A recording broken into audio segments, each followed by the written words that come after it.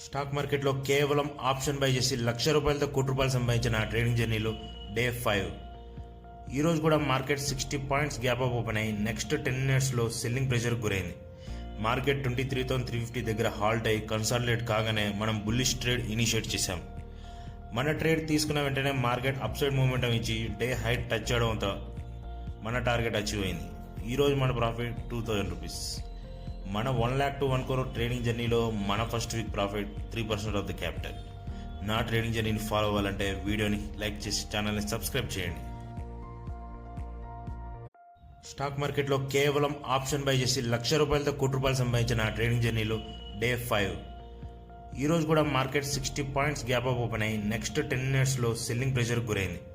Market 23,350 దగ్గర halt అయ్యి consolidate కాగానే మనం బుల్లిష్ ట్రేడ్ ఇనిషియేట్ చేశాం.